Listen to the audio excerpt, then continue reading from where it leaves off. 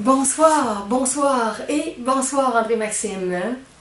Ce soir, par la magie de YouTube, nous sommes réunis avec les abonnés de ma chaîne 1138 qu'on vient de me dire. Ça veut dire 39, 40. Nous sommes 1140 personnes dans notre salle de conférence virtuelle. La date d'aujourd'hui, vendredi, le 20 décembre 2013. Et c'est presque le solstice d'hiver, le début officiel de l'hiver. Ici, on est au Québec, vendredi aujourd'hui, mais il y a des personnes, par exemple en France, en Suisse, qui sont 6 heures plus tôt que nous. Alors, regarde, nous, on commence un peu en retard ce soir, il est 8h20. 20h, 21, 22, 23, 24, 1, 2, ça veut dire qu'il est déjà 2h20 du matin en France et en Suisse. Alors eux, ils sont où vous êtes, dans le solstice officiellement. Et en Australie, Yeshua, Mary, son groupe, tout ça, eux, ils sont 10 heures avant nous. Alors, à l'inverse, 8 heures, ça veut dire 10 heures du matin, 10h20, 10, 11, 12, 1, 2, 3, 4, 5, 6, 7, 8, c'est ça. Pour eux, il est 8h20 du matin. Alors, ils ne sont pas encore avancés dans la journée. Je vais vous faire une petite introduction ce soir où je vais parler un petit peu du solstice d'hiver et un petit peu du sens spirituel de Noël. En Australie, ils sont rendus le 21, eux autres. Ils sont rendus le 21? Ah oui. Comment ça? Parce qu'ils sont 10 heures avant nous. Ah oui. Ben après nous. Après nous? Oh oui. T'es sûr? Oui. Ça fait des mois que je lui écris puis je calcule l'heure avec 10 heures avant. Okay. C'est 10 heures après? Oui, oui.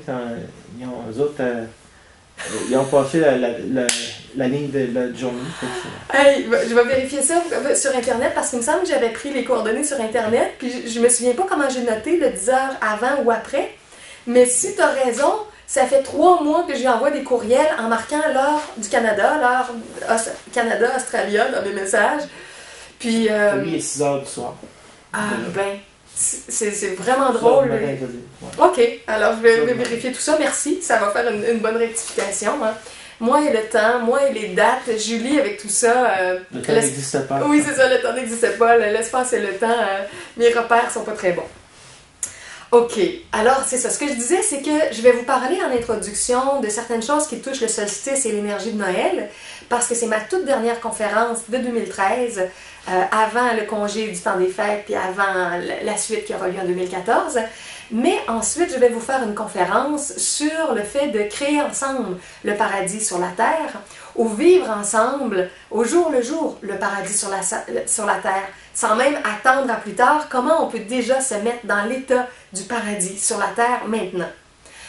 Mais juste avant de rentrer dans mon préambule et dans la conférence de ce soir, je veux vous faire une petite note au sujet des dons et des petits cadeaux, l'échange qu'on vient de vivre, moi et André-Maxime et moi. Bon, tout d'abord, cette semaine, par le web ou à l'international, c'était une petite semaine de dons. C'est Laurent qui m'a rejoint et qui m'a fait un micro-don de 4 € qui donnait 5,40 $, je pense, par PayPal. Alors ça, je laisse ça s'accumuler sur mon compte PayPal. Merci Laurent. Et quand j'ai 20, 30, 40 $, ben là, je peux faire quelque chose m'acheter un livre ou quelque chose sur PayPal. Donc, merci Laurent. J'ai pas reçu d'autres dons dans la semaine.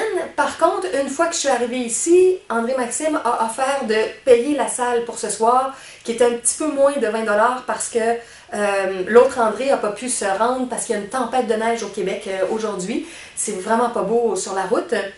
Et comme lui est à près d'1 heure d'ici, de Montréal, il m'avait laissé un message disant qu'il croyait qu'il ne pourrait pas être ici ce soir. Et le prix de ma petite salle est en fonction du nombre de personnes. C'est pas un prix fixe. Fait qu'on avait un plus petit montant ce soir, mais merci beaucoup, André-Maxime. Je lui disais d'ailleurs qu'avec mon budget serré, les petits cadeaux du temps des fêtes et tout ça, ma soeur est partie avec ma fille ce soir. Ils sont descendus à la campagne, à la maison de ma mère. Et moi, je vais prendre l'autobus demain parce que ma mère disait « Es-tu sûre que tu peux pas laisser ton activité du vendredi soir puis descendre avec ta fille puis ta soeur et tout ça? » J'ai dit « Non, non, maman, non, je veux vraiment faire ma dernière conférence de mon cycle de conférences. C'est important. Puis j'ai des gens qui me suivent avec moi sur le web. Alors, au lieu de descendre à la campagne avec ma soeur, je prends l'autobus demain en souhaitant qu'il fasse assez beau. Il annonce une plus grosse tempête dimanche. En tout cas, demain, on devrait être correct. Ce qui fait que je vais être en congé pour un bon 10 jours et je devrais reprendre doucement la production vidéo au début de 2014. C'est ça. Alors, au niveau des dons, donc c'est ça, j'ai eu le paiement de la salle et on s'est fait un petit échange de cadeaux. On ne le savait pas exactement, mais André-Maxime avait décidé de me faire un petit cadeau de Noël, puis moi aussi j'avais décidé de lui en faire un parce qu'il y a une amitié spirituelle vraiment qui s'est développée au fil des derniers mois. Et bon, on m'a dit que je donnais trop de détails quand je disais pour tout ce que je recevais, alors je vais vous faire ça plus résumé, mais je vais vous dire entre autres que dans mon cadeau qu'André-Maxime m'a offert, qui est symbolique et précieux pour moi, il y avait ce très beau cierge-là de couleur mauve ou violette avec les... attendez un petit peu si je peux le montrer. C'est rechargeable. Ouais, c'est la sortie. Ouais, je vais vous montrer l'autre. J'ai une recharge qui m'a offert. Voilà, avec une belle recharge et ça peut brûler environ pendant 5 jours. Donc moi qui aime beaucoup avoir des chandelles chez moi, souvent j'ai des petites chandelles et parfois quand j'en ai des plus volumineux comme ça fait presque une semaine qu'il y a toujours une flamme dans l'appartement. J'aime beaucoup ça. Alors j'étais très contente. Il m'a apporté de l'encens aussi. Ça faisait longtemps que je m'en étais pas acheté, de l'encens rose. Puis un petit sac avec des choses, des friandises, des bonnes choses à manger et à boire. Bon, je vais pas tout vous détailler, mais juste une chose, le fameux lait de riz que j'aime tellement. Si vous essayez de éliminer doucement les sous-produits animaux, dont le lait, entre autres, baissez la quantité. Vous avez ici attendez, je vais le mettre en français. Boisson de riz enrichi biologique, saveur originale de marque Natura. Il est très très bon en tout cas, ici au Québec, là, le lait de riz Natura. Bon, alors pour moi c'est meilleur que le lait de vache.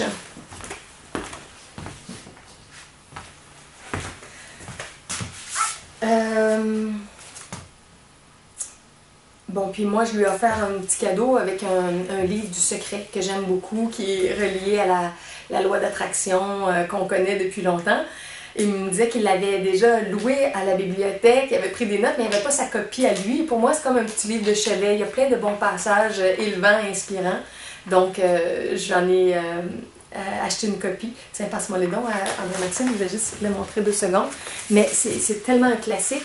Vous allez le voir aussi sur mon site qui parle de tout ça, de la loi d'attraction, mon site d'Abraham, everyoneWeb.fr/Abraham. Alors, c'est ça, c'est le fameux livre Le Secret. Si vous allez sur le site de secret.tv, vous pouvez télécharger le film qui a été traduit en plus de 20 langues. Merci beaucoup. De rien du tout. Ok, bon, ça c'était tout pour notre échange. Ensuite, je vais vous parler de 2 autres livres en commençant qui sont reliés un petit peu à l'énergie de Noël ou on pourrait dire à l'énergie de Jésus. Je vous montre ça. Ce livre-là, ici, le Dernier Testament de Ben Zion Avraham. Attendez un petit peu que j'avance. Est-ce qu'on le voit? Non. Non. Ok. Oui. Oui, peut-être que l'autre livre, tantôt, je l'ai mis trop bas. Et l'autre, ça, c'est de James Free. Et ça, David Safier, je sais pas comment on le dit. Jésus même, vous allez voir, c'est un peu rigolo, là, mais on le voit, hein? Oui. Ok, je vais vous dire c'est quoi ces 2 livres-là. Le premier ici, le Dernier Testament de Ben Zion Avraham, c'est ma mère qui m'a offert ça en cadeau à mon anniversaire au mois de septembre. Et c'est un Jésus à l'époque moderne. Et c'est un très très beau livre. Chaque chapitre, c'est comme quelqu'un qui a rencontré ce personnage-là à l'époque moderne et qui témoigne un peu de ce qu'il a vécu à son contact. Alors on découvre qui il est dans son identité moderne à travers les chapitres, puis les visions, les regards, les expériences de personnes différentes.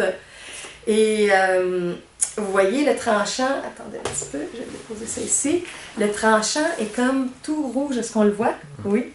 C'est très particulier. Et c'est parce qu'il y a quelque chose... C'est pas toi qui as saigné, là. Hein? C'est pas toi qui as saigné. C'est pas moi qui l'ai saigné, mais c'est qu'il y a quelque chose de très sanglant, de très blessant.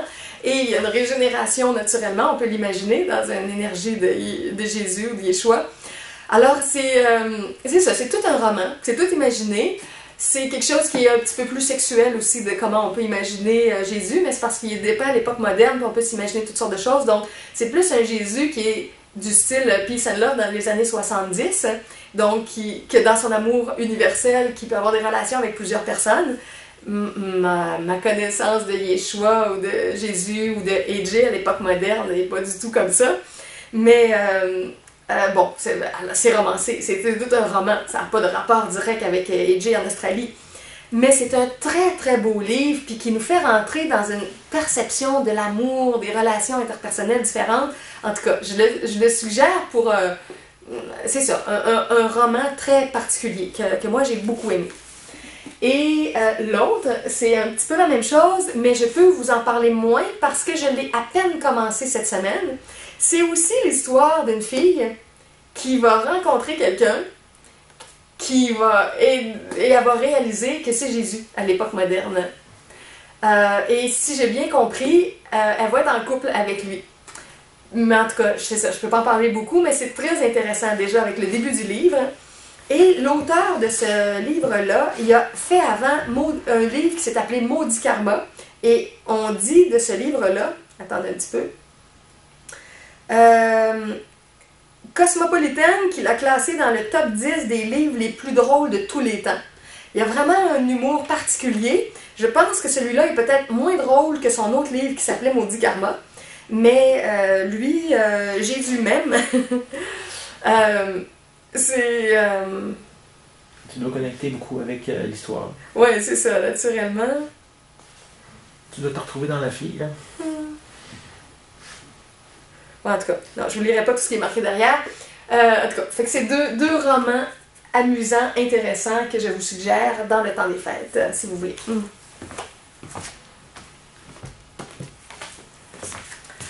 Ok, maintenant, le petit mot que je veux vous dire au sujet de Noël, avant de commencer ma conférence de ce soir. André-Maxime et moi, tous les deux, on a un bagage avec l'école gnostique internationale de Samael. Et dans cette école gnostique-là, il y a des enseignements qui ont été donnés depuis très longtemps. Samael a enseigné des années 50 à 77, et il y a beaucoup de gens à l'international qui ont ouvert des centres, la connaissance s'est répandue un peu partout. Et il y avait certaines conférences, certains textes, certains enseignements sur le sens ésotérique de Noël. J'en ai déjà parlé dans certains textes, dans certaines vidéos, mais ça fait plus longtemps. Alors j'ai décidé de juste vous redonner quelques petites notions. Est-ce que tu as eu cette conférence-là, toi, récemment, au centre où tu vas, sur le sens de Noël? Non. Non, tu l'as pas eu? Bon, ben, ça sera pas en double, tu vas en entendre parler un petit peu pour la première fois. Ok, alors, un premier élément que je voudrais partager, c'est la notion de la date. Pourquoi que le 25 décembre a été choisi? C'est que ça n'a pas rapport du tout avec la vraie date de naissance de Jésus ou de Yeshua. C'est plus relié à un phénomène cosmique. C'est, bon, avec tous les cycles des saisons, des solstices, des équinoxes. Et le 25 décembre, c'est une date qui est très proche du 21 décembre pour le solstice d'hiver. Et qu'est-ce qui se passe, entre autres, au solstice? C'est que on se trouve à avoir la journée la plus courte de l'année en quantité de lumière. Il y a, la durée du jour est très petite, puis la durée de noirceur est très grande. Et à partir du 21 décembre, chaque jour, il va y avoir quelques minutes de plus de lumière. Et la quantité lumineuse d'heures, de minutes dans les jours va grandir jusqu'au printemps, jusqu'à Pâques, jusqu'à la résurrection. Donc, c'est le symbole ésotérique, énergétique de la lumière dans le monde qui grandit, jusqu'à la résurrection. C'est quand même un beau message. C'est quelque chose de symbolique qui est très beau, très profond. Et c'est la transposition qu'on peut faire aussi du Christ, l'énergie christique. Quand j'en parle souvent dans mes vidéos, vous savez que pour moi, c'est associé à l'enfant divin à l'intérieur de nous. On porte tous l'enfant divin, le Christ cosmique. Mais le processus de christification, d'incarnation de cette force-là, on le vit tous dans l'humanité, selon l'ouverture de notre cœur et de notre mental à la vérité divine, ce qu'on appelle le mental christique. Et donc, chacun vit ça à sa dose.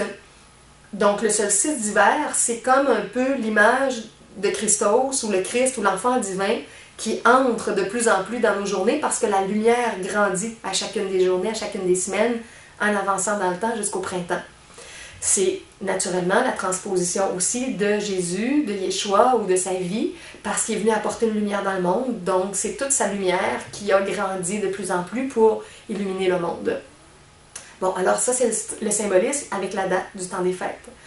Ensuite, si on prend le symbole du Père Noël, le Père Noël peut représenter au niveau plus ésotérique ou spirituel notre être réel, notre soi supérieur, qu'on appelle aussi notre Atman dans la dimension atmique pour l'intelligence universelle amoureuse ou les intuitions profondes qui nous viennent au niveau de notre âme humaine, mais qui viennent de notre esprit divin. Alors, le Père Noël, très très profond dans le fond, c'est notre être réel qui nous guide, qui nous inspire, qui cherche à nous conduire dans la vérité, dans l'amour, dans la créativité lumineuse, et qui va, au fil du temps, nous permettre de redévelopper des facultés divines qui ont été perdues, entre autres beaucoup avec la sexualité conventionnelle, avec les blessures de l'incarnation, avec toutes sortes de souffrances. Et le parcours spirituel peut nous redonner au fil du temps des capacités comme la clairvoyance, la clairaudience, la polyvoyance, qui est d'arriver à interpréter tout ce qui va être vu et entendu, interpréter ça au niveau spirituel, la capacité d'aller en voyage astral, voyage mental, voyage causal, les grands initiés qui peuvent se matérialiser, se dématérialiser, la capacité de télépathie. Ce sont toutes des facultés que des grands initiés redéveloppent dans le chemin avec toute la vitalisation tantrique, le champ d'énergie qui augmente et tout ça. Donc, tout ça vient un peu de notre être réel qui peut se fusionner de plus en plus à nous, plus on est capable de porter une charge d'énergie divine qui est de plus en plus grande. Et entre autres, tout le parcours tantrique fait que nos corps d'énergie, notre corps physique, le corps éthérique, le corps astral, tous les corps vont être capables de porter une plus grande charge en l'accumulant graduellement. Et plus on a une charge énergétique qui est forte, donc on est comme une batterie énergétique plus puissante, plus on est capable d'accueillir une charge d'énergie divine plus grande. Ce qui fait que notre être réel, ou qu'on l'appelle aussi le Père divin, la Mère divine, l'Enfant divin ou le Christ, si notre résistance énergétique n'est pas assez grande, on ne peut pas l'accueillir avec la même force. Mais si on se prépare en ouvrant notre cœur, en ouvrant notre mental, en transformant notre sexualité pour moins gaspiller nos énergies, puis tout notre voltage énergétique augmente, on va être capable d'accueillir beaucoup plus les énergies divines. Et là, ça va dynamiser, accélérer nos prises de conscience, nos intégrations, nos synthèses personnelles, nos capacités à partager, à enseigner, à offrir, à donner le meilleur de nous-mêmes, à créer des choses artistiques, spirituelles. Donc, tout ça est relié à l'intensité de notre chemin et de la force du divin qu'on va pouvoir accueillir dans notre quotidien. Bon, donc, on peut transposer le vrai Père Noël spirituel avec notre être réel qui nous guide. Un autre symbole aussi, c'est l'arbre de Noël. Une des significations possibles au niveau spirituel de l'arbre, c'est ce qu'on appelle l'arbre de la Kabbale ou l'arbre des séphirotes, l'arbre des sphères de lumière, les différentes dimensions. Alors, vous pouvez imaginer une représentation où, avec le tronc de l'arbre, il y a la base qui est le plan physique. Ensuite, le plan éthérique qui est, qui est comme la contrepartie parfaite de notre structure physique, notre corps éthérique, comme j'ai déjà expliqué, qui a tous les membres intacts. Si quelqu'un a eu un accident, des blessures profondes, s'il y a un œil qui ne voit plus, s'il y a eu un doigt coupé, le corps éthérique, lui, est intact. Donc, un petit peu plus haut en vibration, il y a tout notre corps éthérique dans la séquence de notre poupée russe. Fait que le plan physique, le plan éthérique, ça fait comme le pied de l'arbre. Après ça, on arrive à l'énergie astrale ou mentale, l'énergie émotionnelle ou de pensée. Puis au-dessus de ça, l'énergie causale pour notre âme humaine avec la volonté créatrice. Fait que vous avez un premier triangle. Donc vous avez comme un petit arbre avec son tronc, ces trois dimensions-là. Au-delà du causal, vous avez ensuite l'âme divine, le plan psychique pur et l'esprit divin, le plan atmique pour l'intelligence universelle. Et au-delà de ça, vous avez de ces deux niveaux-là, là on arrive avec le Christ cosmique. Et on arrive avec les deux autres pôles de la Mère divine, du Père divin. Fait que c'est comme vous pouvez faire des étages, vous pouvez refaire des triangles différents. Et le haut du triangle arrive avec le point dans l'absolu. Ce qui veut dire... Avec l'étoile. L'étoile de l'arbre, exactement. L'absolu, on chemine vers l'absolu. Donc, le physique, l'éthérique qui fait le tronc, l'astral et le mental, l'émotionnel et la pensée, le causal pour la volonté créatrice, le libre arbitre, comment notre âme humaine fait ses choix. Vous avez le triangle. Vous avez ensuite l'âme divine et l'esprit divin, psychique et atmique, les deux dimensions. Vous avez au-dessus de ça, on peut l'appeler para-atmique ou paranirvanique ou une haute dimension avec le Christ cosmique et qui est relié comme au dernier triangle en haut, la mère divine, le Père divin et l'étoile de l'absolu. Fait que vous avez un bel arbre et des fois quand on imagine les boules dans l'arbre, les décorations, les lumières, c'est relié aussi à toutes nos facultés et toutes nos capacités, aux êtres qui ont accès à des connaissances, des expériences à travers toutes ces dimensions-là.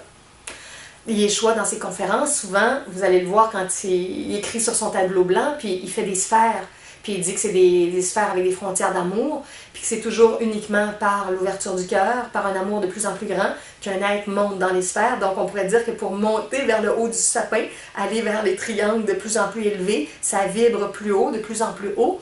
Ça nous prend toute une ouverture, oui, mentale, pour ne pas être fermé dans des dogmes, des concepts limitants et faux, accueillir la vérité divine, puis accueillir l'amour divin et exprimer ça. Il y a quelqu'un qui m'écrivait cette semaine, François, qui me parlait de l'importance de la méditation pour accueillir l'amour, puis j'étais très très d'accord, puis il avait fait un bel article sur son blog, puis en même temps, mais il parlait surtout de l'amour comme ça qu'on reçoit en méditation, puis qui conduit à l'illumination.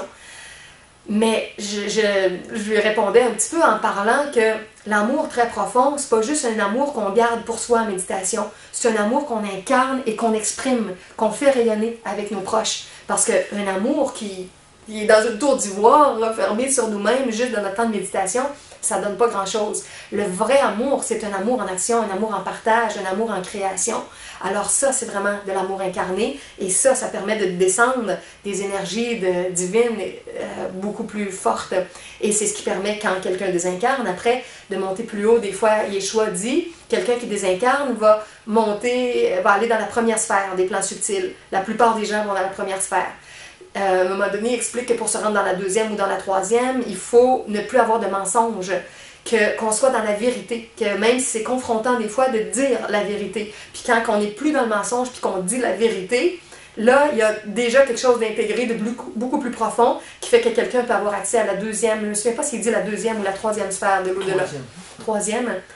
Fait qu'il y a comme des degrés comme ça d'intégration des valeurs spirituelles, des valeurs divines, pour que notre énergie s'allège. Et c'est ça aussi qui fait que les communautés d'êtres qui vivent sur différents plans ne peuvent pas être perturbées par des gens qui sont dans des vibrations plus basses, parce que ceux qui sont plus bas ne peuvent pas franchir les taux vibratoires plus subtils. Donc, c'est des frontières naturelles qu'on ne peut pas les franchir avec de l'argent, avec de la force, avec des mensonges. Dans les plans subtils, c'est vraiment juste le développement de notre âme qui fait en sorte qu'on va avoir accès à des plans de lumière, à des plans paradisiaques, à des lieux de plus en plus magnifiques. Dans une vidéo que j'écoutais de Yeshua cette semaine, entre autres, Yeshua expliquait que c'est pas toujours nécessaire de penser de se réincarner, qu'on peut faire le chemin dans l'au-delà, puis d'avoir une incarnation ici et de continuer. Puis l'âme me disait, il me semble qu'il faut revenir pour apprendre, puis payer notre karma, puis tout ça. Puis il expliquait qu'il n'y a aucune nécessité à revenir sur le plan physique, qu'on peut le faire en continuant sur les plans de lumière, en continuant d'apprendre, de cheminer, d'être guidé par des êtres spirituels. Et à ce moment-là, il a spécialement invité un être de lumière à venir près de l'âme. C'était particulier. C'était une séance de médiumnité où Mary recevait un message d'un groupe d'êtres qui étaient dans l'au-delà. Donc, elle transmettait le message et c'était des questions que ces êtres-là de l'au-delà, des questions qui étaient posées à Yeshua, puis il répondait. Parce qu'il disait que quand il est dans les hautes sphères de lumière, les gens qui vibrent plus bas, ils n'ont pas accès à sa présence ou à ses enseignements. Et en venant s'incarner, Yeshua ou AJ, Alan Jones, dans son identité moderne, là où il s'est incarné en Australie, il peut enseigner sur le plan physique et en même temps, il y a beaucoup d'êtres de l'au-delà qui le regardent, parfois des milliers ou des millions de gens qui assistent à une conférence. Et là, il a donné le temps de parole spécialement à des êtres de l'au-delà, et c'était Mary qui transmettait les messages et Yeshua répondait. Et là, quand l'être avait l'impression, parce que là où on est rendu, souvent on pense que c'est comme un peu le maximum. Il y a des gens qui sont en processus d'éveil, qui ont vécu certaines étapes marquantes, puis ont l'impression qu'ils sont très, très avancés, puis qu'ils sont presque au bout du chemin. Parce qu'on a toujours l'impression que là où on est, c'est un peu le top, parce que c'est le top de notre connaissance à nous. Mais il faut rencontrer des êtres qui ont vécu autre chose pour savoir qu'il existe d'autres étapes. Et cet être-là de l'au-delà, qui passait par Mary, qui posait des questions à Yeshua, avait l'impression qu'il était dans une sphère spirituelle élevée. Puis Yeshua lui expliquait qu'il restait beaucoup, beaucoup d'autres sphères, puis que c'était pas nécessaire que cette âme-là se réincarne, qu'elle pouvait continuer. Puis là, cette âme-là était très sceptique, et Yeshua lui a dit, regarde, je t'envoie quelqu'un. Il a invité un être de lumière avec un grand rayonnement qui s'est approché de cette âme-là, puis il a dit, oui, oui, je le vois, puis il a dit, prends-le comme par le bras, rentre dans son champ d'énergie, puis là, instantanément, cet être-là a fait monter l'âme sur un plan plus haut, et là, tout à coup, l'âme a eu accès à la beauté des lieux, des décors, toute une coche qui vibrait plus haut. Puis cette âme-là était très surprise de voir que ça existait. Et puis là, il a dit ça, il n'a pas dit c'est rien, mais il a dit c'est juste une sphère plus haute. Il y en a plein, plein d'autres comme ça. Alors c'est un grand, grand, grand chemin vers la lumière. Et si vous voulez retrouver ça, entre autres, c'est sa vidéo. Attends un peu, est-ce que je me trompe? Oh, je suis pas certaine. Non, En tout cas, c'est au Brésil. C'est en 2012, il me semble, c'est au mois d'août 2012.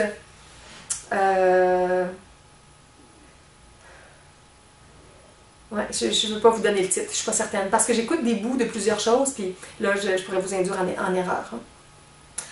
Bon, alors, voilà pour ça. Est-ce qu'il y avait d'autres choses aussi reliées à tout ça avec le thème de Noël que je voulais dire? Bon, naturellement, la façon dont on a commercialisé Noël avec toute l'avalanche des cadeaux, la grosse fête commerciale, les parties, l'alcool, la grosse bouffe, bon, c'est une période de fête très particulière. Mais le plus important au niveau de notre chemin spirituel, c'est vraiment notre ouverture aux autres dans nos relations. La façon dont on va être capable de créer des nouveaux ponts, de partager nos découvertes spirituelles, de s'entraider en tant que frères et sœurs avec des gens qui sont plus des étrangers ou des gens qui sont plus proches dans nos familles. De trouver une façon le plus possible de sortir de nos jugements, de sortir de nos conflits, de sortir de tout ce qui nous fait souffrir, nous-mêmes ou des gens qui nous côtoient, parce que toutes ces souffrances-là alourdissent notre vie de différentes façons. Et ça, c'est le sens plus profond de Noël. Au-delà du matériel, de l'alcool, de la bouffe, la nourriture profonde, c'est les contacts interpersonnels, l'amour qu'on a, le respect qu'on a entre nous, la façon dont on sent la fraternité ou la sororité, la communauté spirituelle entre nous, la famille universelle. Ça vient nous nourrir beaucoup plus profondément, beaucoup plus longtemps.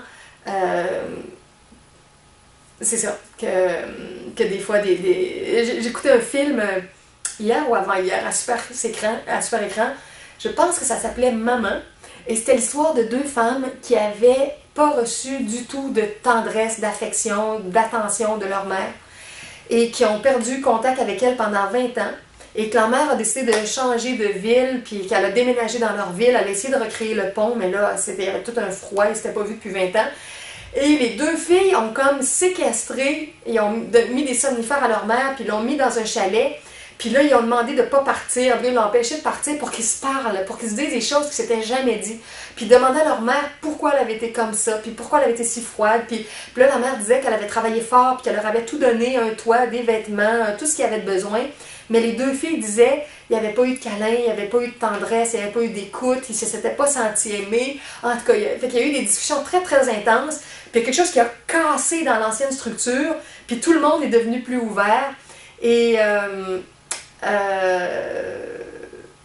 en tout cas, ouais, c'est... Tant qu'en dire tant que ça, dire un petit élément vers la fin, qu'en tout cas, une des filles n'était pas capable de nommer sa mère. Ses enfants lui avaient demandé comment on va l'appeler mamie, parce qu'ils ne l'avaient jamais rencontrée. Puis là, elle disait, je veux pas que vous l'appeliez mamie, je veux pas que vous l'appeliez Paulette, non, je me souviens pas de son nom. Puis là, on dit, toi, comment tu l'appelles? Elle dit, je l'appelle pas du tout, parce que ça faisait 20 ans qu'elle l'avait pas vu. Et fait que c'est ça, elle avait plein de blessures d'enfant, c'est ça, avec sa relation avec sa mère. Puis le père était disparu, il était parti quand elle était très très jeune. Et à la toute fin, à un moment donné, elle invite sa mère à embarquer dans la voiture pour qu'il retourne en ville, qu'il quitte le chalet. Et elle se tourne vers sa mère, qui est genre sur la terrasse, puis elle dit Maman, genre, es-tu prête à embarquer là, dans la voiture? Et dans le film, là, c'est comme, on sent que, je sais pas si c'était la première fois, mais qu'elle l'appelait maman, puis que la maman se faisait appeler maman par son enfant, comme ça, en tout cas. C'était spécial, c'était très extrême, mais c'était beau, puis c'était... Fait que c'était pas annoncé comme un film de Noël du tout, mais pour moi, c'était un film de Noël, parce que c'était vraiment la résolution d'un grand conflit, puis c'est rare, ces choses-là, puis souvent, ça arrive pas dans nos vies, puis ça arrive pas dans l'humanité, mais il y a des moments... Il disait à la toute fin, par exemple, que c'était pas une histoire vraie, c'était tout fictif, mais c'est sûrement quand même inspiré de certaines histoires vraies qui sont arrivées à différentes personnes.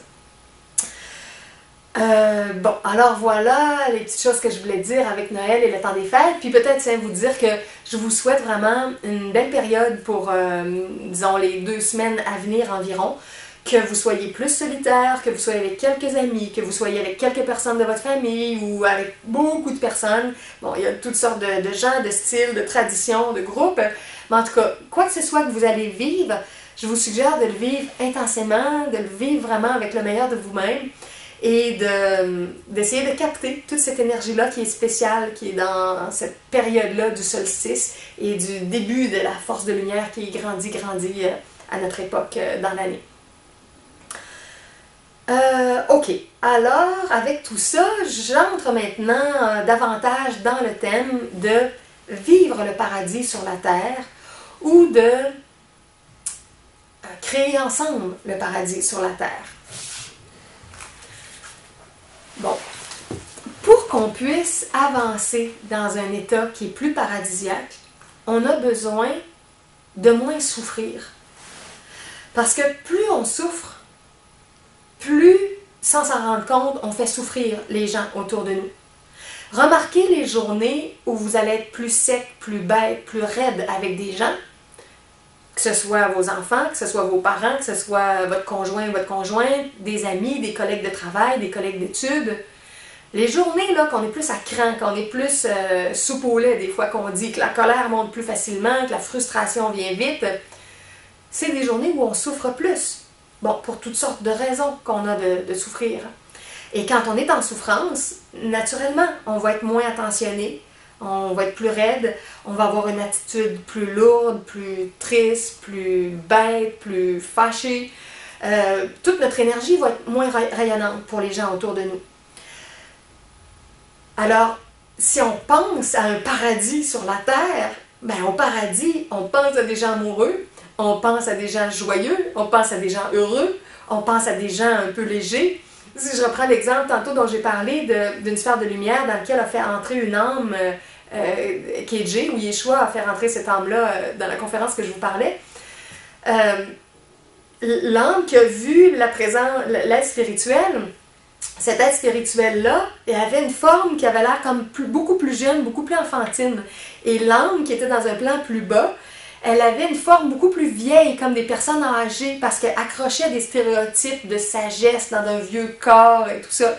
Puis il expliquait que quand tu es vraiment dans une énergie de régénérescence, tu n'as pas besoin de prendre des formes vieilles et tu n'as pas besoin d'associer la sagesse à une allure de vieille dame, de vieille femme ou de vieil homme avec une grande barbe blanche ou grise.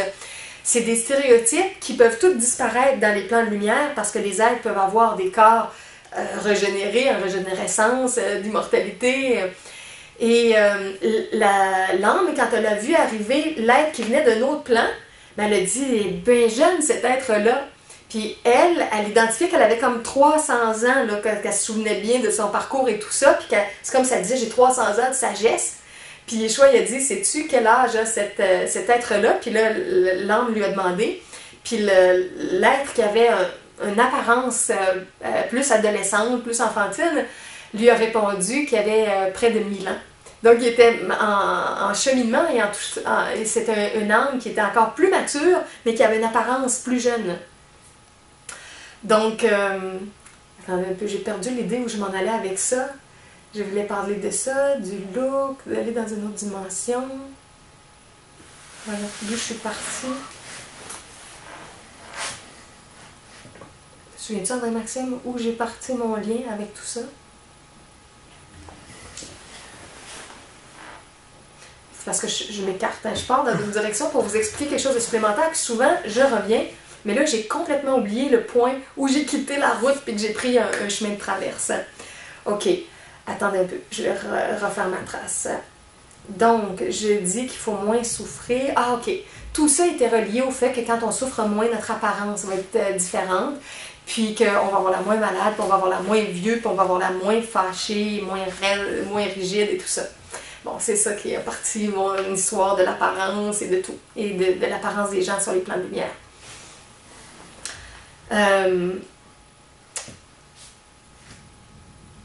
OK, alors, on cherche à vivre dans un état qui est plus paradisiaque et on veut créer ça entre nous. Et on a besoin de souffrir moins pour être plus léger et créer des relations plus légères et plus douces. Parce que la douceur aussi, c'est extrêmement important. Être plus doux envers nous-mêmes. Être plus doux envers les autres personnes. Être plus doux aussi par toute notre corporalité, dans notre vitalité plus grande. Moi, je remarque avec mon parcours tantrique comment mon corps s'adoucit. Et c'est vraiment étonnant. J'ai remarqué ça les dernières semaines. Des fois, je passais ma main sur mes bras, mes coudes, mes genoux, mes cuisses. Puis je me disais, hey, ma peau est plus douce, elle est encore plus douce. Puis j'étais comme étonnée.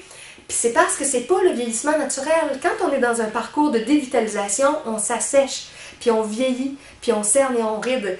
Quand on garde notre énergie, puis qu'on se vitalise, c'est le contraire. Il y a une régénérescence, il y a une forme de rajeunissement.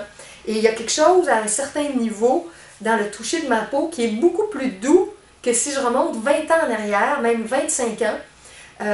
Avant 21 ans, quand je me dévitalisais dans la sexualité conventionnelle régulièrement, quand je faisais l'expérience de la masturbation régulièrement, comme certaines personnes, j'expulsais tellement mon énergie de vitalité souvent que ma peau s'asséchait, même au niveau des yeux, il y avait des petites peaux sur mes paupières, mes cils, des petites peaux sèches. Tout ça est disparu, ça s'est comme réhydraté naturellement avec la sexualité tantrique, avec l'arrêt de la compulsion dans la masturbation.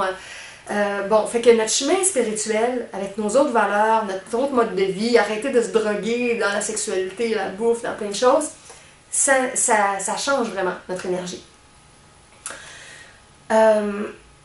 Bon, maintenant, je vais faire un lien avec une conférence de Yeshua que j'ai écoutée cette semaine qui peut nous aider à apporter des éléments pour créer ensemble le paradis sur la terre ou pour le vivre.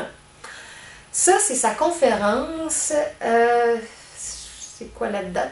Je me souviens pas la date, mais ça, c'est vraiment le mois d'août 2012. Il était au Brésil et il y a une traductrice qui il dit une phrase et il y a quelqu'un qui traduit en portugais l'information. Fait que il faut être patient parce que tout est traduit, mais habituez-vous parce que quand tu vas aller dans différents pays dans le monde, éventuellement, il va y en avoir en espagnol, en italien, en chinois, ça va venir comme ça. Alors ça, en français? En français, effectivement, en français, oui, quand tu vas être au Québec. Alors, c'est ça, c'était au Brésil, et le titre, c'était The Law of Compensation and the Law of Forgiveness. Ouais, ça ressemble à ça, le titre. Attendez, il me manque un élément.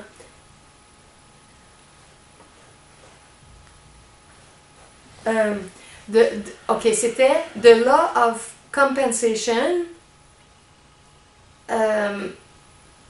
the Law of Repentance and Forgiveness. C'est le mot qui me manquait, repentance. Donc, la loi de compensation et ou la loi du repentir et du pardon. Bon. Alors, au début, entre autres, il explique que tout dans l'univers fonctionne selon des lois cosmiques. Tout est régi selon des lois parce qu'il y a un grand ordre cosmique partout dans l'univers. Mais nous, les êtres humains, avec notre libre arbitre, on peut choisir de ne pas respecter des lois, comme il y a des lois humaines, des lois sur la route, il existe différentes lois pour les conducteurs de voitures. Avec notre libre arbitre, on peut choisir de ne pas respecter des lois, puis de voir qu'est-ce que ça fait quand on les transgresse ou non. Et au niveau des lois cosmiques, c'est la même chose. Et au départ, pour rendre ça plus clair pour nous, il donne deux lois assez physiques à comprendre, puis il parle de la loi de la gravité et la loi de l'aérodynamique. Ce qui fait qu'avec la loi de la gravité, on comprend très bien que si vous êtes sur le balcon d'un appartement et que vous lâchez un objet, une pomme, elle va aller s'écraser en bas sur le sol. Si vous êtes au 3e, au 6e étage, elle va aller s'écraser en bas. On va souhaiter qu'il n'y a personne sur le trottoir ou sur l'herbe. Ça, c'est la loi de la gravité. Hein? En général, tout le monde est au courant de ça. Mais dans l'univers, il y a souvent des lois supérieures qui transcendent les lois inférieures. Alors, il y a une autre loi physique qui est la loi de l'aérodynamique qui transcende la loi de la gravité et qui peut permettre de faire des choses qui sont impressionnantes au niveau de la gravité, de ce qui se passe avec la gravité. Et dans les lois d'aérodynamique, quand on comprend comment ça fonctionne avec les couches d'air, le plus lourd, le plus dense, bon, tout ça, il y a des êtres qui ont approfondi ça et qui ont compris tout le mécanisme pour créer des avions. Et ça fait en sorte que si un avion est bien conçu, avec ses ailes, avec les courbures, avec tout ça, la façon dont il va être propulsé et qu'il va prendre sa trajectoire avec l'air ambiant, l'atmosphère, les taux vibratoires dans l'air, tout ça, l'avion va voler. Et c'est assez impressionnant parce que, dans le fond, avant que les avions existent, on ne pensait pas que 300 personnes auraient pu être logées dans un véhicule volant. Si on remonte il y a 300 ans, il y a 500 ans, il y a 700 ans, si quelqu'un est arrivé pour dire moi j'ai une super idée dans ma tête, puis je sens qu'il y a quelque chose qu'on peut créer, puis on va être 300 personnes, puis on va tout être dans cette affaire-là, ce véhicule-là, puis on va être au niveau des nuages pour se déplacer d'un territoire à l'autre. Les gens auraient dit « T'es fou ou t'es folle? Voyons donc, tu rêves, ça n'existe pas. » Alors les gens qui reçoivent des inspirations divines, qui ont des visions, qui sont guidés pour être des inventeurs, ils captent des choses qui sont en lien avec des lois nouvelles qu'on ne connaît pas toujours. Et il y en a beaucoup, beaucoup, puis on est loin d'avoir tout découvert et on peut avoir des très, très belles surprises. Alors, ça fait en sorte que maintenant, on sait que dans certains contextes, on peut ne pas vivre selon la gravité et être capable de voler. Et il existe d'autres lois supérieures au niveau spirituel qui fait qu'un être peut avoir un corps subtilisé et voler lui-même. Il n'y a pas besoin d'aile, il n'y a pas besoin d'une propulsion mécanique, il y a juste besoin d'une clarté d'intention dans un plan d'énergie plus subtil et il peut se déplacer comme un avion. C'est pour ça que dans vos rêves, vous pouvez vous déplacer au-dessus des maisons, vous pouvez vous déplacer d'un continent à l'autre, voler au-dessus de l'océan, voler dans votre ville ou votre village. C'est des lois énergétiques plus subtiles. Les lois sont de plus en plus subtiles. Plus on monte dans les plans vibratoires, plus ça s'allège et plus ça revient à la loi 1, qui est de l'amour pur. Quelqu'un qui est vraiment dans l'amour pur, avec son amour, dans l'amour, il peut faire presque n'importe quoi qui est amoureux. Il ne pourra pas faire n'importe quoi pour manipuler, pour mentir, pour voler. Non, non, non. Mais il va pouvoir faire à peu près n'importe quoi dans la force d'amour. Mais on a de la misère à imaginer ça, mais on a l'exemple de mystiques dans l'humanité qui ont fait des choses exceptionnelles avec leur amour. Et Yeshua, Jésus, est un de ceux-là qui a fait certaines démonstrations assez impressionnantes. Bon, alors ça, c'est 2 lois physiques. Là, on va arriver au niveau spirituel pour mieux... déjà, dans le paradis sur la Terre, ça l'aide. Si on comprend mieux la science, la technologie, les lois physiques, on allège la situation dans notre monde. Maintenant qu'on comprend plus la gravité, qu'on comprend l'aérodynamique, qu'on voit qu'on peut voler en avion d'un pays à l'autre, il y a des choses, il y a des rencontres, il y a des événements, il y a des déménagements qui sont possibles et ça fait en sorte que notre Terre est rendue comme un grand village global, parce qu'on peut se déplacer assez rapidement. Alors, il y a quelque chose au niveau du bonheur, du paradis, qui est plus grand parce qu'on maîtrise mieux ces lois-là. On va rentrer maintenant avec certaines lois spirituelles. Et là, je vous résume tout ça parce que Yeshua l'a tout expliqué dans la conférence dont je vous ai mentionné.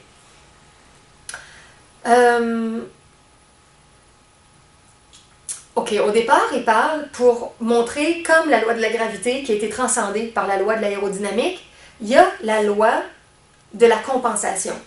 La loi de la compensation dans les mondes spirituels, ça correspond à ce qu'on appelle ici la loi du karma. Et des fois, les gens pensent que tout ça va se déployer loin dans le temps, très longtemps, puis dans d'autres vies et tout ça. Mais souvent, on n'a pas besoin d'aller aussi loin. Il y a des conséquences qui arrivent rapidement dans des maladies, dans des malaises, dans des accidents qu'on a, on trébuche, on se fait mal, ou dans un accident de voiture, ou dans un événement plate qui arrive au travail ou avec un proche. Quand on est dans une énergie qui ne respecte plus l'amour, l'harmonie divine, on est dans quelque chose de beaucoup plus chaotique, qui va attirer quelque chose de plus chaotique, qui va faire qu'on va avoir une récolte rapide. Et c'est ce que Yeshua appelle la loi de compensation. Ça vient compenser quelque chose qu'on a fait ou qu'on a dit pour tenter de rééquilibrer, pour nous donner une nouvelle expérience, pour nous donner un peu une prise de conscience nouvelle pour qu'on se réajuste. C'est pas une punition, la loi de compensation. C'est quelque chose qu'on a aimanté avec notre propre comportement ou attitude pour nous donner une possibilité d'avoir des changements dans notre conscience pour changer notre comportement et se réaligner avec les lois divines. Mais ça, comme certains autres enseignants en parlent, des fois on parle de la loi, pas la loi, mais l'école des coups durs. En anglais, le hard knocks. C'est difficile. Quand on parle du karma, quand on parle de la loi de compensation, de cause et d'effet, on vit quelque chose un peu inconsciemment. On a manqué d'amour envers nous, envers quelqu'un d'autre ou envers les forces divines, et ça rebondit dans notre vie, et c'est un événement qui va être difficile, désagréable, souffrant. Ça, c'est pour toutes les âmes qui n'ont pas spécialement la volonté de changer et de contribuer à amener le paradis sur la terre. Quelqu'un qui est dans la résistance, quelqu'un qui ne veut pas volontairement apprendre et changer, va rentrer sous l'influence de la loi de compensation, qui correspondrait un petit peu tantôt, comme j'avais dit, à la loi de gravité. Tchoum! Il y a une gravité, il y a une compensation. Quand je pensais à ma conférence que je ferais ce soir, à un moment donné, je me disais, c'est la loi, pas juste de compensation, mais de conneries qu'on fait dans notre vie. Toutes sortes de conneries qui fait qu'après ça, on dit « Ah, pourquoi j'ai dit ça? Pourquoi j'ai fait ça? » Bon. Donc, les niaiseries et les conneries qu'on fait, souvent, ça va rentrer dans la loi de compensation. Mais quelqu'un qui veut changer, qui veut se transformer, il va pouvoir entrer sous l'influence d'une loi supérieure, d'une loi encore plus divine, plus vibrante, qui est la loi du repentir et du pardon. Et ça a deux composantes, le repentir et le pardon. Et il n'y a pas encore beaucoup de monde dans l'humanité qui est dans l'influence de cette loi-là, et pourtant, on gagnerait à la découvrir et à l'appliquer plus dans notre vie parce que ça peut apporter beaucoup de transformation, de légèreté, de guérison. La loi du repentir, c'est de devenir conscient qu'on a fait quelque chose qui est allé à l'encontre comme des lois divines, mais au plus simple. Les lois divines, ça revient toujours à l'amour. Alors, si on ne veut pas se compliquer la vie, j'en ai parlé la semaine passée, puis j'en parle souvent, notre règle de base, dans ce que je fais maintenant, dans ce que je choisis maintenant, dans ce que je fais aujourd'hui, est-ce que je suis en train de m'aimer quand je pense, quand je sens, quand je dis, quand je fais quelque chose? Est-ce que je suis en train d'aimer l'autre personne ou est-ce que je suis en amour aussi des forces divines qui nous accompagnent? Si la réponse à ça est non, on est comme en rupture des lois d'amour et d'harmonie. On rentre dans la loi de compensation qui va attirer quelque chose de difficile pour qu'on ait à se réajuster. Et Yeshua expliquait que parfois, il peut y avoir un cycle de 7 ans. Des fois, il y a une période de 7 ans avant qu'une forme de compensation arrive. Et toute la spirale d'énergie peut nous donner du temps de vivre des nouvelles expériences, d'apprendre des nouvelles choses.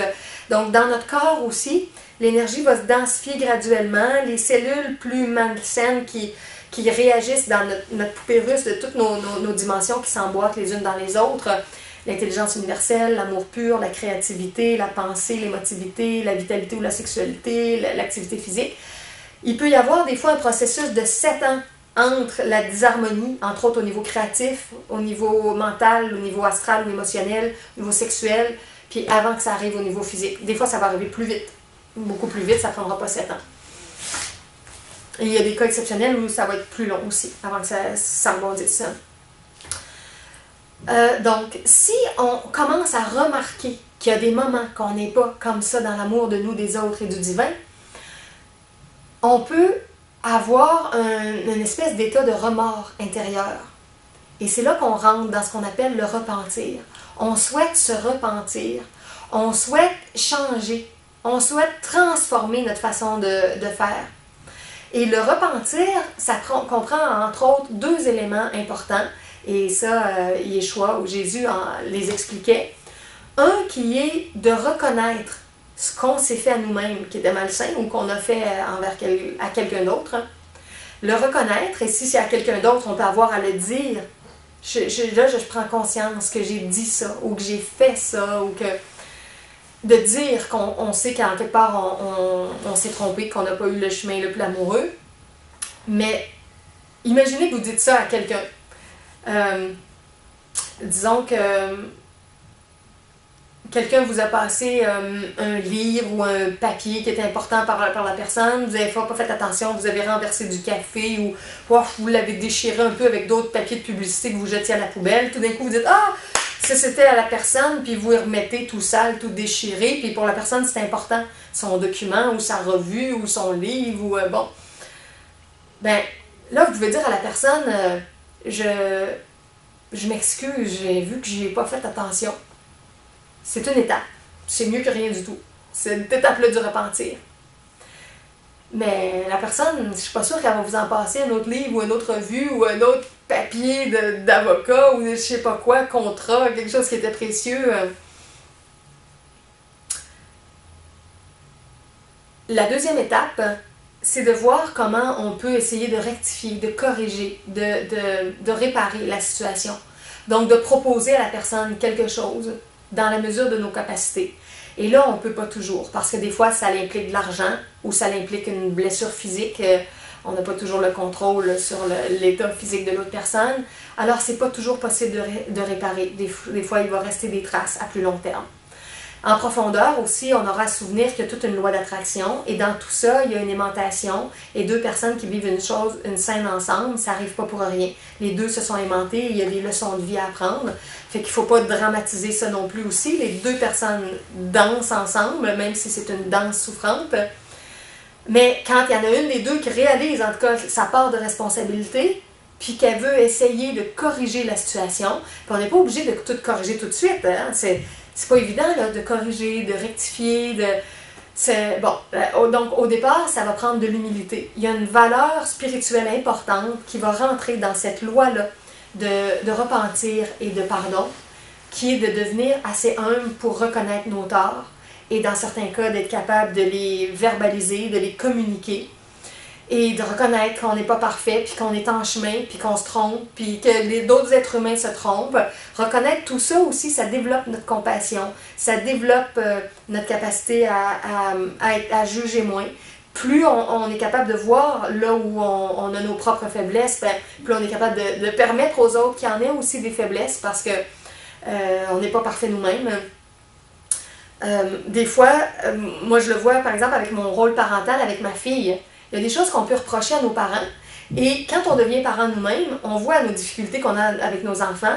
Puis là, on se dit, oh là là, oui, bon, la job de parent, c'est pas toujours simple et tout. Fait que on commence à nuancer un peu parfois les reproches qu'on faisait à notre père ou à notre mère ou à nos grands-parents parce que on comprend c'est quoi le rôle de parent. Et on est beaucoup plus critique souvent tant qu'on n'a pas d'enfant puis qu'on l'a pas vécu directement. Fait que dans notre vie, c'est souvent comme ça. Quand on est dans un contexte et qu'on ne sait pas exactement ce que les gens vivent, c'est facile de critiquer. Je pense à mon grand-père à un moment donné, qui avait critiqué dans sa vie les gens qui se remariaient rapidement, puis qui ne restaient pas célibataires longtemps, puis qu'il y avait un divorce ou il y avait une personne qui était morte, puis tout de suite il revenait en couple. Puis il trouvait que c'était très très rapide, puis lui il était très très catholique, puis il trouvait ça un peu rapide, trop rapide. Mais le plus drôle, c'est que quand ma grand-mère est décédée, ça lui a pris très très peu de temps, puis il s'est retrouvé avec une autre femme de son entourage qui était très gentille, très fine, puis il est rentré en couple avec, puis il allait contre tout ce qu'il avait dit pendant des années, puis là il a compris c'était quoi être tout seul, c'était quoi la difficulté de se porter seul, puis il avait peut-être, je sais pas, 75 ans, mon grand-père à ce moment-là, en tout cas. Bon, fait que le fait d'être capable de se repentir, d'être assez humble, de voir là où on a fait des erreurs, c'est pas simple, c'est pas facile. Souvent, on a peur d'être jugé, on a peur de ne pas être aimé, on a peur d'être rejeté. Souvent, on préfère ne rien dire à personne. Des fois, on n'est pas obligé de le dire à tout le monde aussi. On peut aller en parler à une personne puis pas mettre tout le monde au courant de quelque chose qu'on a fait, ou dit, ou pensé. Donc, c'est vraiment pas un chemin évident, puis vous pouvez comprendre pourquoi la plupart des gens dans l'humanité sont dans la loi de compensation. Parce que la plupart des gens vivent plus mécaniquement, puis ils transgressent les lois d'amour sans même s'en rendre compte, puis ils se foutent un peu des conséquences de ce qui va se passer, puis à un moment donné, le comeback arrive, les conséquences, le retour.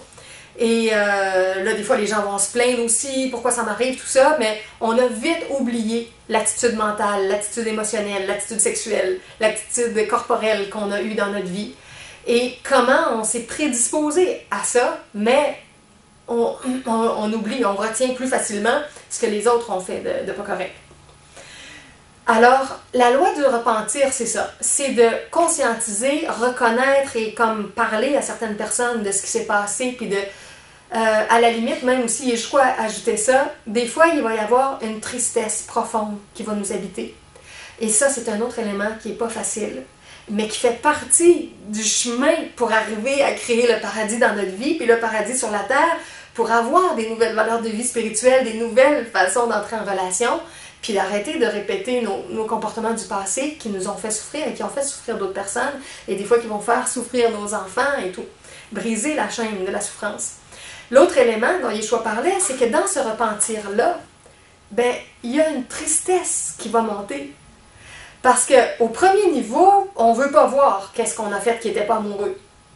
Au deuxième niveau, on commence à en être un peu plus conscient, à avoir d'autres points de comparaison, à regarder d'autres êtres, d'autres individus qui sont des fois des exemples, des modèles, des inspirations pour nous, puis à évaluer notre vie avec tout ça. Ou des fois, c'est juste notre conscience. Notre conscience nous aide à voir comment on vit. Et là, à un moment donné, quand on n'est pas très fier de nous-mêmes, ben, il y a une espèce d'état un peu dépressif, un peu triste qui peut nous assaillir. Et des fois, là, il y a une grande tristesse puis des larmes qui vont monter. Puis là, on peut être tout seul, ou on peut être avec un ami, ou quelqu'un de notre famille, ou... puis là, on peut en parler, ou peut-être même pas en parler, mais on va avoir juste envie de pleurer. Parce qu'on réalise qu'on s'est fait du mal, puis qu'on a fait du mal à quelqu'un en même temps, parce qu'il y a un grand bout, là, que l'amour n'était pas là, puis le respect, ou l'entraide, ou la famille universelle n'était pas là du tout, là. Fait que, peut-être que dans notre mécanicité, dans la rapidité de la vie, dans le stress, on s'en est pas trop rendu compte. Si je vous donne l'exemple de la femme dont il était question dans le film, elle était riche, elle avait travaillé fort, elle avait travaillé dur, elle avait fait beaucoup d'heures par semaine pendant des années, puis bon, sa vie roulait. Mais elle avait comme un cœur fermé, elle était toute bétonnée, fait qu'elle ressentait presque plus rien, elle insultait ses enfants, les gens, elle ne se rendait pas compte qu'elle les insultait. C'est ça, à un moment donné, là, quand tout va trop vite, puis qu'on n'est pas dans l'ouverture du cœur. Mais tout d'un coup, quand on s'adoucit, puis quand on s'ouvre, puis quand on vit plus lentement, puis qu'on ressent les choses autrement, et là on devient plus sensible, puis là on se connecte plus à la Mère divine qui nous aide à ouvrir notre cœur, puis au Père divin qui nous donne des nouveaux élans pour faire des nouvelles choses avec les gens autour de nous, puis à l'Enfant divin qui lui veut qu'on harmonise les choses pour arrêter de vivre des conflits, puis des séparations, puis des extrêmes solitudes. Fait que là, on commence à ressentir ça, on commence à changer, on commence à se ramollir, on est moins bétonné. Mais là, on vit autrement nos relations. Et là, il faut être prêt à être capable de pleurer. Dites-vous que quand vous allez rentrer dans des choses que vous allez remarquer, vous allez remarquer de la dernière année, ou des années passées, ou du jeune âge adulte, ou de votre adolescence, ou de votre enfance, plus votre sensibilité va rentrer, puis votre ouverture de cœur va rentrer, il y a des larmes qui vont monter. Puis c'est correct, ça fait partie du processus. Parce que si on ne développe pas cette sensibilité-là, on ne peut pas non plus avoir le cœur ouvert de la même façon. Il y a une énergie de compassion qui se développe dans notre humanité ici sur la Terre, qui est extraordinaire, mais elle est au prix aussi d'une grande sensibilité qui se développe. Puis cette sensibilité-là, ben, des fois aussi, elle nous fait souffrir à d'autres niveaux. Mais si on veut être capable de ressentir plus nos relations, si on veut être capable de ressentir davantage l'énergie du divin, si on veut être capable de vibrer plus à la joie pure, à l'amour pur, à la bonté, à la générosité, si on veut être capable de ressentir tout ça, ben ça prend plus de douceur et de sensibilité dans notre vie. Autrement, comme je disais, on se rigidifie, on se met des carapaces, puis on sent presque plus rien, puis ça prend des expériences de plus en plus fortes, puis il faut se lancer en bungee, puis il faut aller de plus en plus vite en motoneige ou en ski ou en moto complètement, ou ça prend toutes sortes de sensations, ça prend du sadomasochisme dans la sexualité, parce que notre sensibilité s'émousse, puis notre carapace se forme, puis on se rigidifie. Alors si on veut sortir de tout ça, puis revenir à quelque chose de plus harmonieux, amoureux,